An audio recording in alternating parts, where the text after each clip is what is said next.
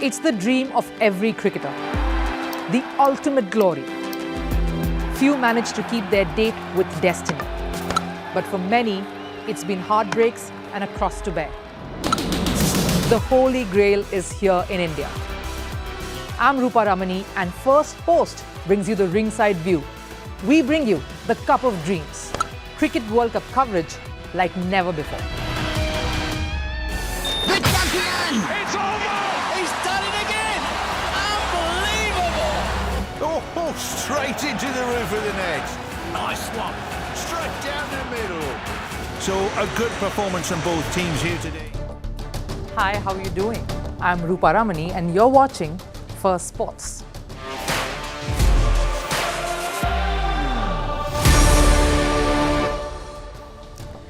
Right, records are meant to be broken.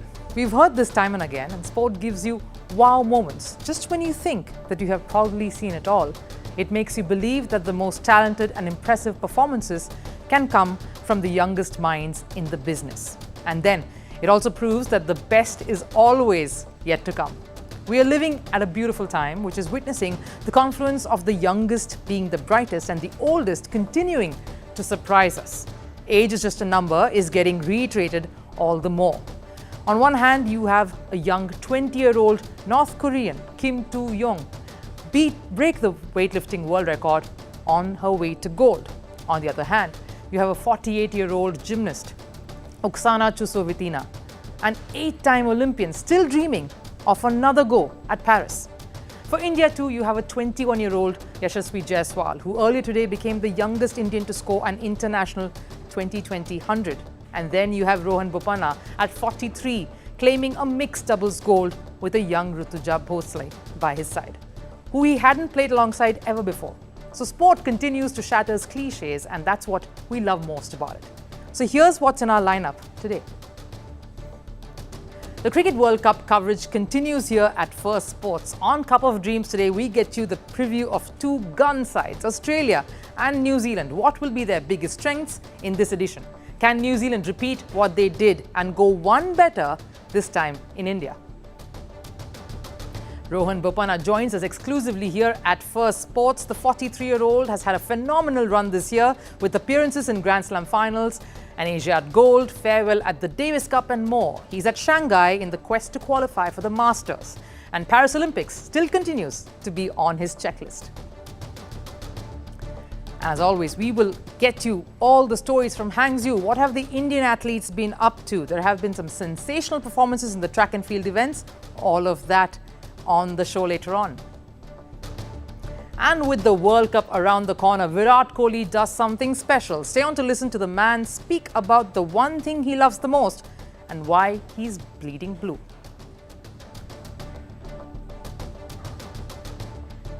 Well, that and more heading your way, but here's what's making all the headlines from around the world in Sports 360.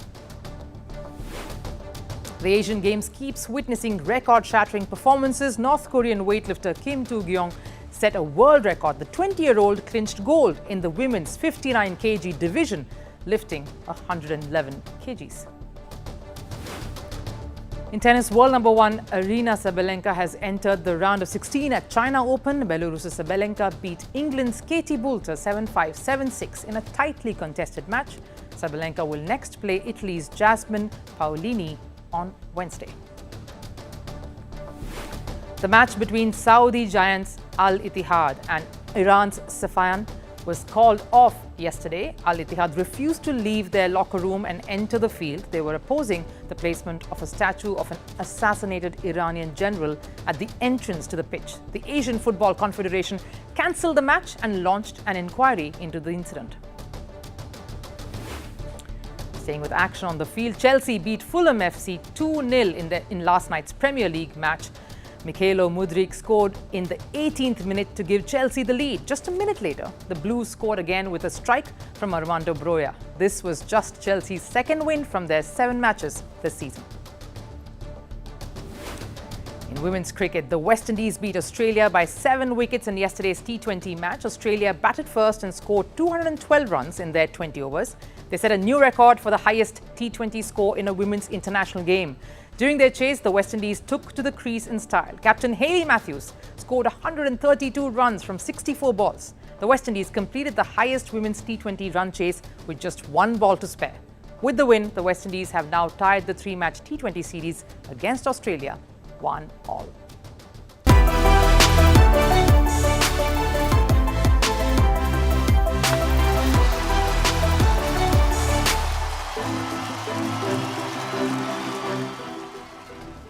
Yeah, as we keep reminding all of you watching and joining us here, the Cup of Dreams segment during the World Cup coverage will continue starting today right till the end of the tournament. So let's start on this segment of our special coverage to talk about what are the teams building up to, how are they shaping up.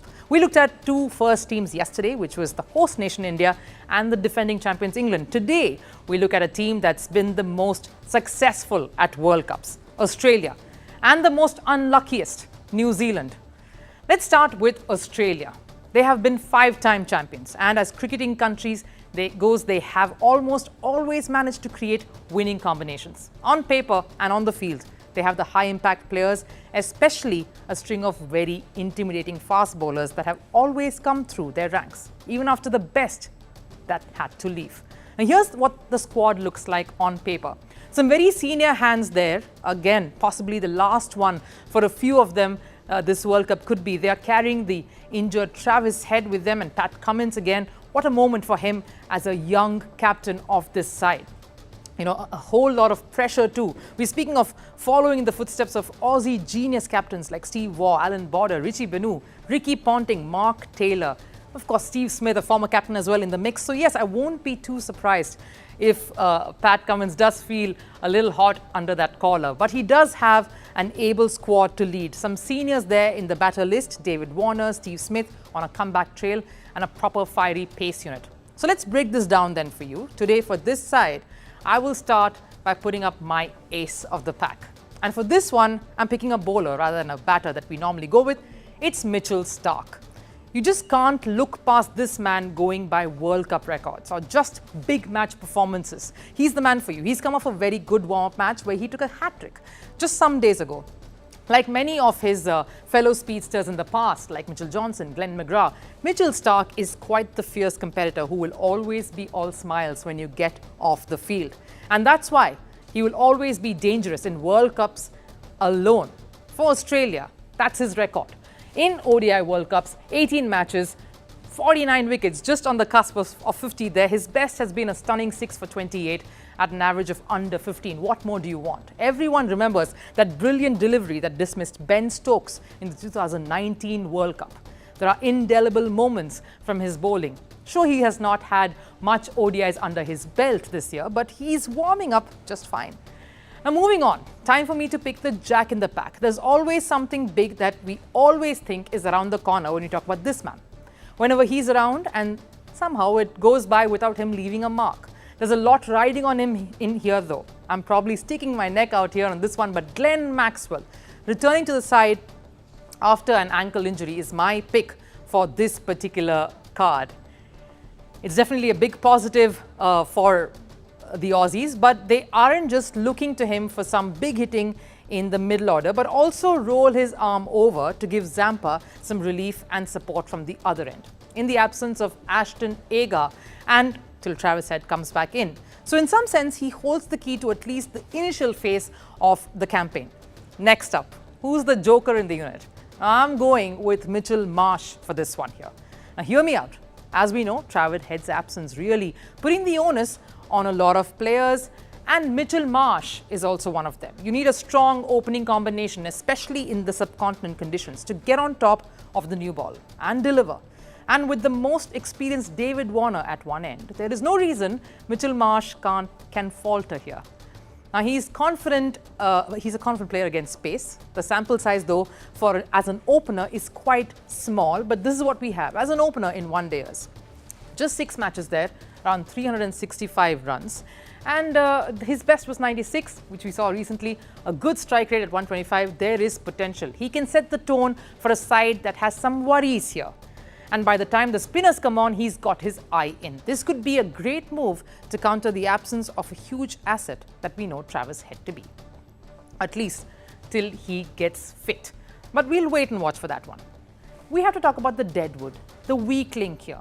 Now, my only question here is, where is your second specialist spinner?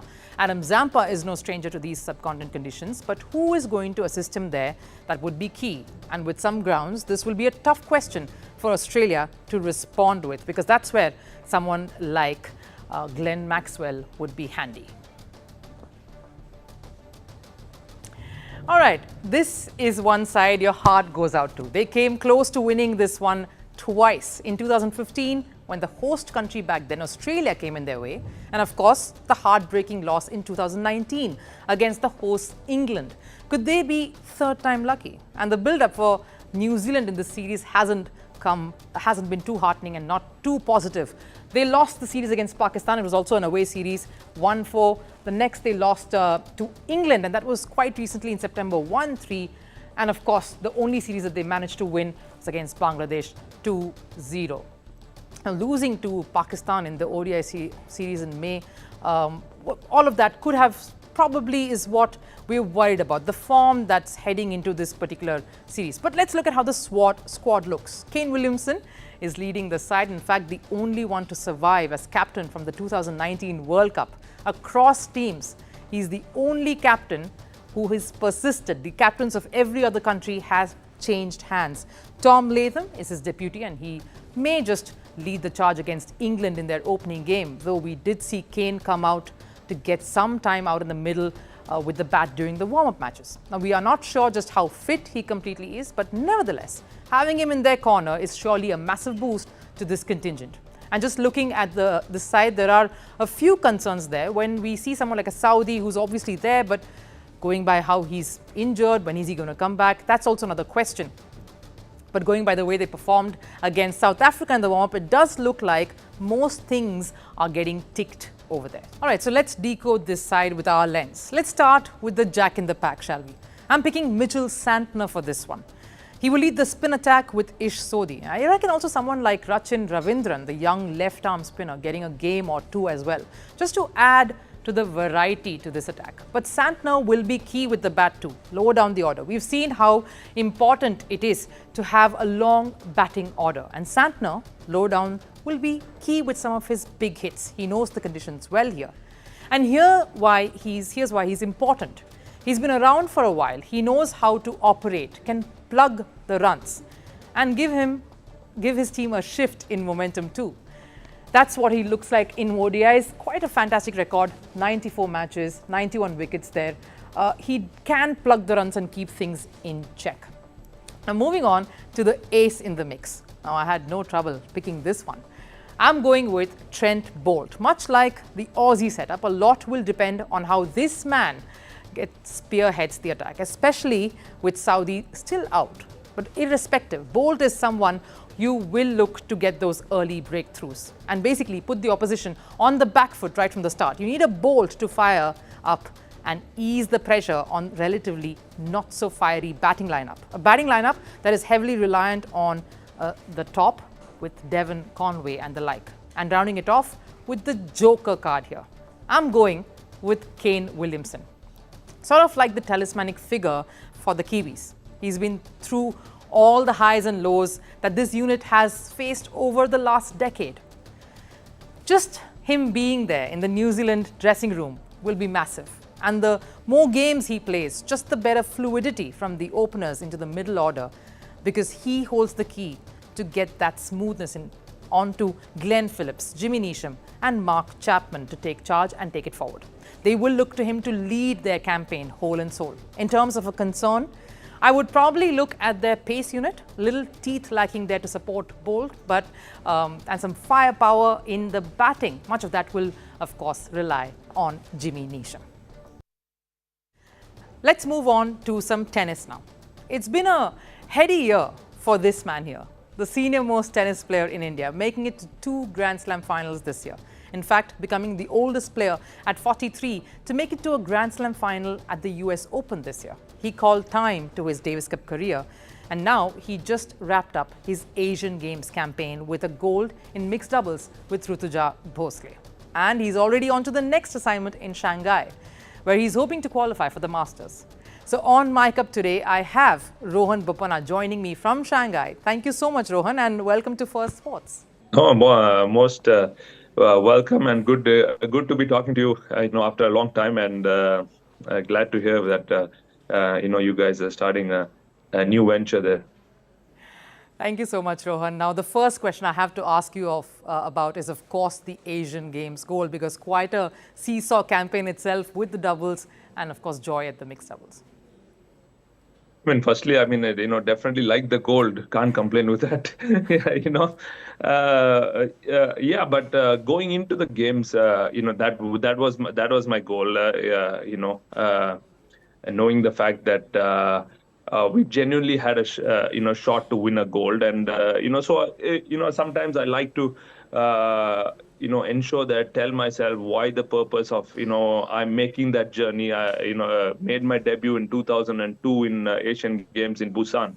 So it has been a long time. So I'm when I was sitting on the flight, I was really thinking about it, and it's like, why am I going again to Asian Games? What is the purpose of going there? And obviously there are young players going in there, young team going into Asian Games, and what do I bring in? And uh, those were obviously the thoughts. And then I said, what, let me, because I was thinking it, I said, okay, let's record it. You got to manifest things. You got to first believe it before you even get to a place. And once we got there, of course it started off with a major setback, losing that men's doubles. So but those are the things your experience has brought in to understand. These losses happen. So obviously, when I was practicing there, I told myself, it's still a big event to play mixed doubles. Even though I was playing with somebody for the very first time, she was playing for the very first time in Asian Games. I said, let's take one match at a time just to understand how we just manage things, and and then we can take it forward from there. And thankfully for me, when I decided to play with Rutuja, I kind of had an idea of what she brings into the game, and what her strengths are. I'd also spoken to the coach on which side she likes to play. So I said, okay, let's keep it as simple as what she's comfortable with, and then take it forward from there. And yeah, extremely happy. Right, and we were overjoyed seeing that play out as well for us. But the words you use so much, you said, there's so many other younger people coming in, but you also said the word experience. You're clearly proving age is just a number, and how much of that has really had its impact, especially in building these partnerships that you have on court. Yeah, Rupa, definitely. It has been one of my best years on the tour. So, I wouldn't, be lying if I say, no, I'm not playing my best tennis, but also I feel that there is a certain role of mentorship, of able to inspire these, young athletes there, just the way of how to manage everything around you, and make them understand there is a lot more pressure when you play for the country than when you're playing for yourselves, and how to deal with that. I think that is a significant aspect where I have learned, and this sport has taught me to. And I really feel bringing that to the table and constantly speaking to all of them. And I'm sure winning gold for Rutuja is such a big moment. Maybe it could inspire and change a entire career, or also inspire some young girls to pick up the sport. I've just been watching her win such a big medal. And I told her that, she needs to really soak in this, atmosphere, because it doesn't come often. Yeah. And you don't know if it'll ever come again. But, when it is, to really enjoy it, in terms of the way I've been playing and my fitness. I've been focusing a lot on my recovery part after practice, after matches, and that is that has really helped in terms of what kind of workouts I do. I do a lot of work with TheraBands and strengthening, and now and also doing some yoga. Having more weeks of my physio travel than my coach also has helped.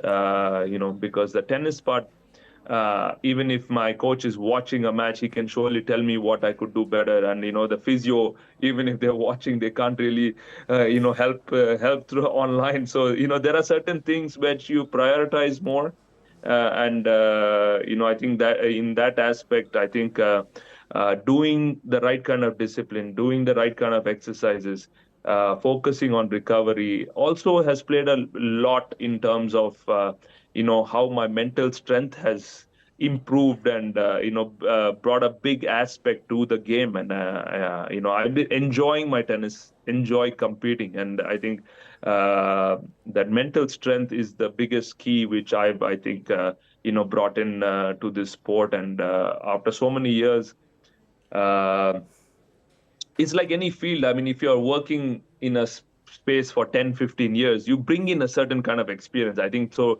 10, 15 years of playing doubles, today has really uh, helped me play at the highest level. And at the end of the day, anybody who I'm playing against, I know I have a genuine shot to win the match against. And I think they also know it, that they I don't think they really consider today me for my age and say, oh, okay, maybe we have a easy shot out there. But I think that has really changed. And I think the biggest compliment for me is not only from people, a little younger, but also in their 40s, understanding that what can be done, but also from a lot of people this year I've met who are non-tennis players, but just who have come up to me and said, "You have just been an inspiration in and getting me to start and doing other stuff," and that has been very kind, Rupa, actually. Yeah, but to be honest, Rohan, you've actually seen it all. You've seen all the highs and lows in your long career. You've sort of traversed all that, and you're probably having like you said, the best year possible in tennis. You've reached the Grand Slam final, the oldest to reach a Grand Slam final here. But tell us about US Open. What a campaign it was for you. I think, obviously beautiful, beautiful memories. I mean, making another final of a Grand Slam.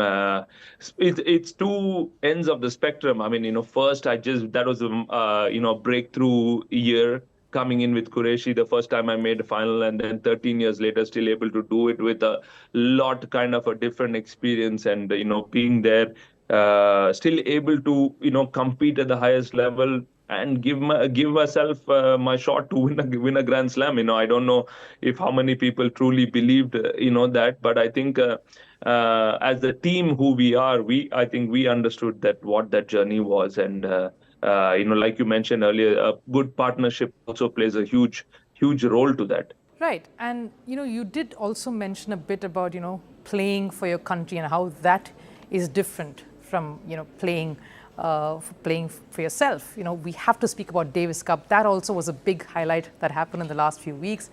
You bid farewell. How was that like? How was it? Was it a little surreal? Take us through that as well, because that would have been emotional for you. Yeah, I mean, it was, just like a normal Davis Cup match. It started till the last day when I saw my family and friends and everybody there. That's when it really actually hit it. Otherwise, it was just felt like, okay, yeah, we're just, hanging out here doing the practices. Till that day actually happens. Even though how much ever you tell yourself you're prepared, it is emotional. It is emotional. I mean, I don't know. In a way, right after the match, I think I went in to do an interview and everything. So that kind of took away that emotional part. I think maybe if the family was there closer, I think probably I would have maybe broken down, or I don't know, because you're overwhelmed with the entire situation and everything. And so I mean, again, proud to have represented India for 21 years, and to have done it in my terms, and still to be able to call it a day at home, I think is always special. Yes, and we sort of enjoyed watching and catching all those moments as well, Rohan. But you did also make a comment earlier about how there's this lack of camaraderie that you feel currently in the Indian tennis setup here. Could you share more thoughts on that? I think what we really need is someone to really come there and bring everyone together and make them understand it's not like a regular job. It's not like a regular ATP circuit they're playing. It's very different. I mean, those 2 weeks in the year when they are playing Davis Cup, that atmosphere should be different. Everybody need to be there to support each other, play each other. I mean, it's not only about their match and then they leave or either they go back to the hotel or whatever that reason may be. And I think that comes from the top of understanding and being there, and it's, even though it's twice a year, to even have that communication through the year. So when the player comes in, he needs to be comfortable about the surroundings, and that, I think, will bring that change. And that is somewhere kind of lost, I feel. Yes, players want to play Davis Cup, and sometimes I feel whether it is, I'm playing another tournament, I don't want to travel all the way to maybe that country or this country. But then when you bring in a good camaraderie, I think a player automatically will look forward to, and that is what I loved about Davis Cup. I mean, going there, no matter what differences who had in that 5 days, in that 1 week, in that locker room, it was amazing.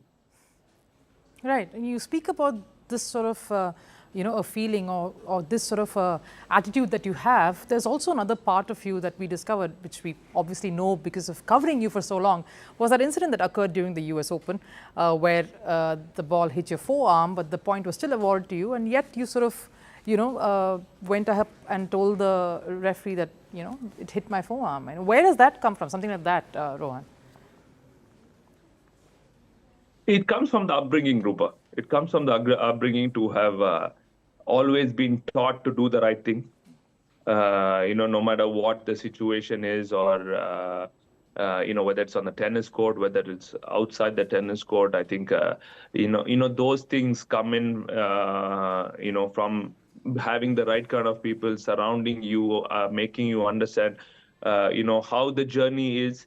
And just being honest to yourself. I think at the end of the day, whether you win or lose is part of the game, but you need to just go back and have a good sleep. So that, I think, purely comes from that aspect, and I've always been raised to be someone like that. And I'm thankful to my parents and family around who have always, no matter which the situation is, to speak up, be upfront about it, but be honest to yourself. And I think that came from from there. I don't think I even thought twice before telling the referee that it had touched my hand. And I think the referee was confused herself. I mean, she was shocked because, like you said, nobody really even noticed that it had happened. Yes, but there's a long road ahead now. You're in Shanghai. Just to sort of wrap up this interview, your thoughts on what the months ahead look like? Of course, there are many other landmarks or milestones that you have in mind.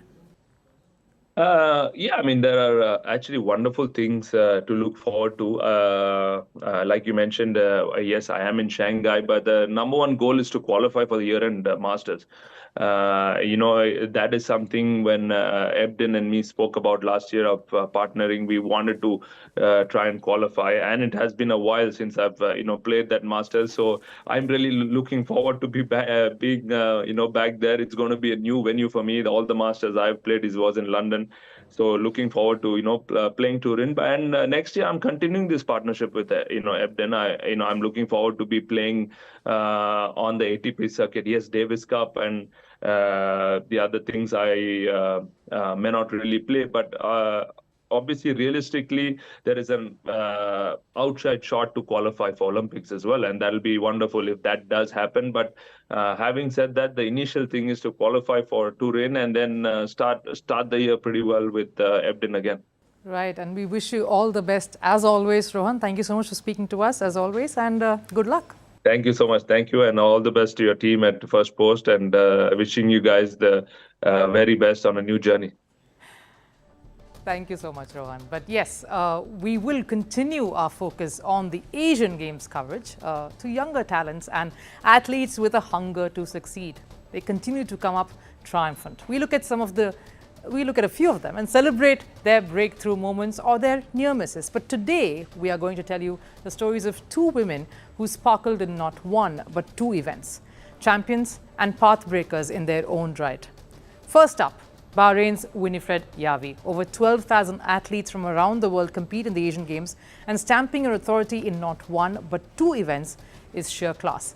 Yavi has done that. She added 2 goals for Bahrain at the Hangzhou Fest, both in women's 1,500 meters and 3,000 meters steeplechase, events that require a lot of stamina and some tough training. She's just 23 years old and she's already rewriting history books.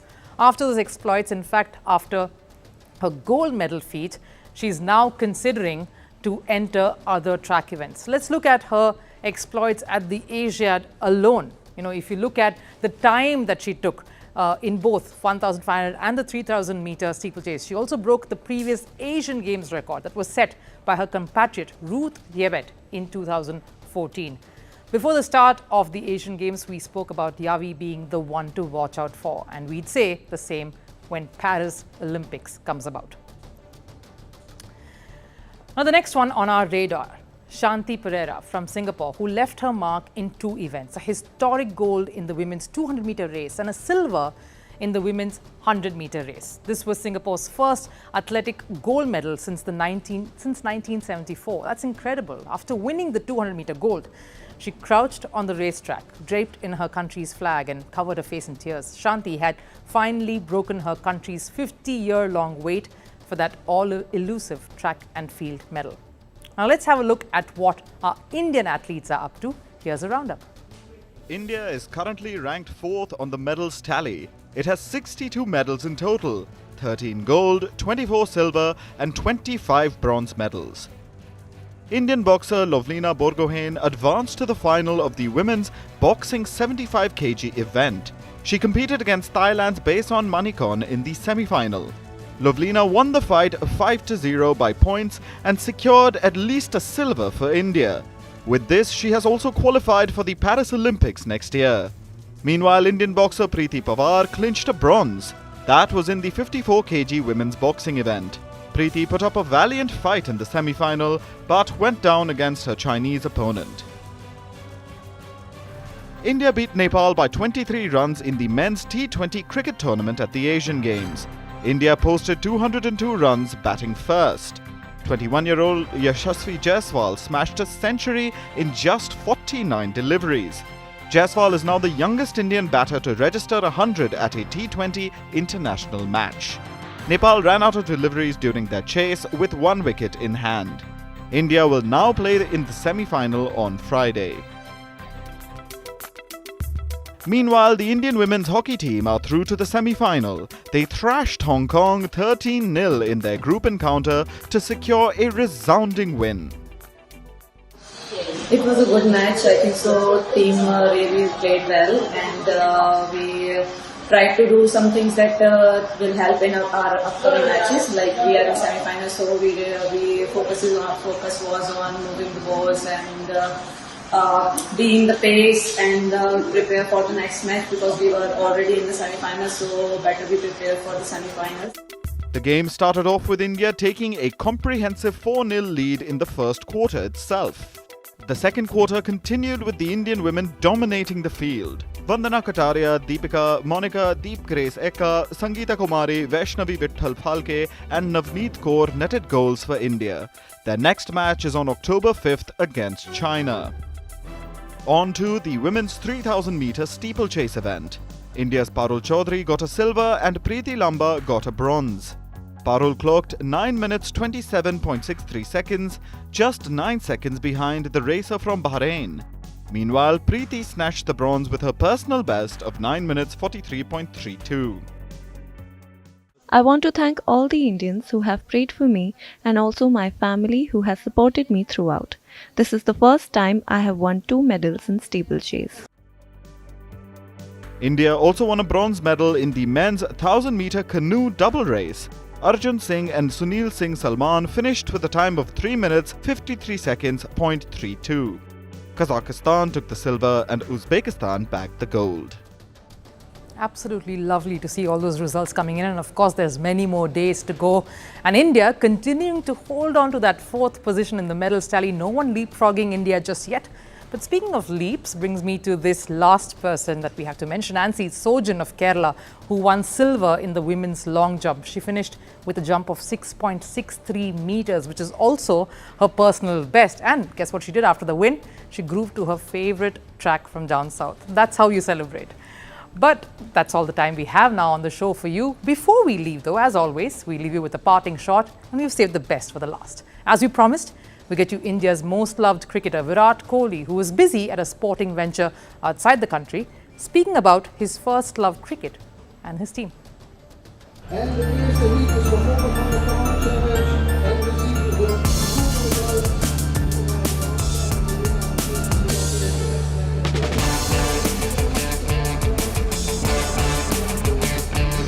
I have played in the blue jersey for such a long period of time. It's something that is literally a part of me, something that I have taken a lot of pride in wearing that jersey over so many years. And it is the color of the Indian sports teams, you know, for so many years and generations now, as we know. So this is just an extension of the same.